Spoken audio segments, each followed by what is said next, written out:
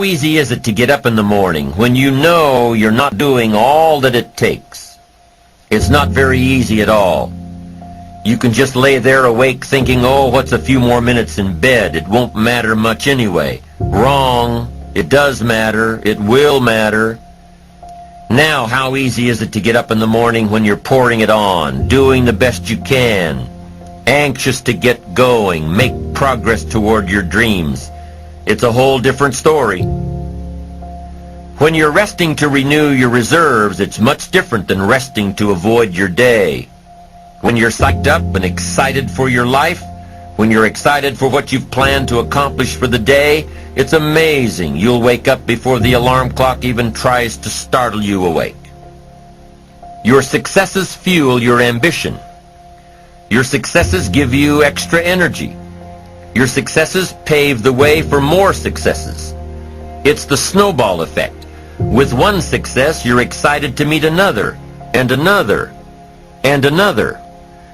And pretty soon, the disciplines that were so difficult in the beginning, the disciplines that got you going, are now part of your philosophy. How do you know when you're successful? Do you have to be a millionaire? No. All we ask of you is that you earn all you possibly can. If you earn $10,000 a year and that's the best you can do, that's enough. God and everything else will see to it that you're okay. The key is to just do the best you can. If it's $10,000 a year, wonderful. If it's $100,000 a year, wonderful.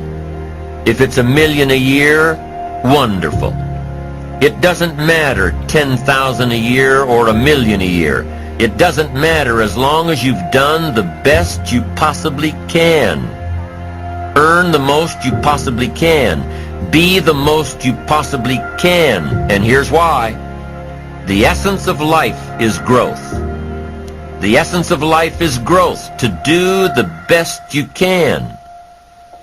And here's what's interesting. Humans are the only life form that will do less than they possibly can. Humans are the only life form that will settle for less. Every other life form except human beings strive to its maximum capacity. How tall will a tree grow? Approximately. As tall as it possibly can. You never heard of a tree growing half as high as it could. No, trees don't grow half. Trees send their roots down as deep as possible, stretch their limbs up as high as possible, produce every leaf possible and every fruit possible. As a matter of fact, you never heard of a human physically growing half. We keep growing until we're done. Now that's a part of life we can't control. It's genetically coded. And that's probably why we keep growing till we're done. Because we can't control that part. It's the rest of our growing that we control. The growing of our minds, the expansion of our minds, that we can control. And that's what tends to get away from us. All life forms inherently strive to their max except human beings. Now, why wouldn't human beings strive to their maximum possibility? Here's why. Because we've been given the dignity of choice. It makes us different than alligators and trees and birds. The dignity of choice makes us different than all other life forms. And here's the choice. To become part of what we could be, enough to get by, or to become all that we can be. My best advice for you is to choose the all. Earn all you can, make all the friends you can, read as many books as you can, develop as many skills as you can, see as much as possible, do as much as possible, make as much fortune as possible, give as much of it away as possible. The max. There's no life like it. I'm telling you, once I got on track, I've never looked back. Pick up the challenge. Go for it. Take the best of the two easies. Take the route of it's easy to get ahead. It's easy to do all you can. It's easy to succeed.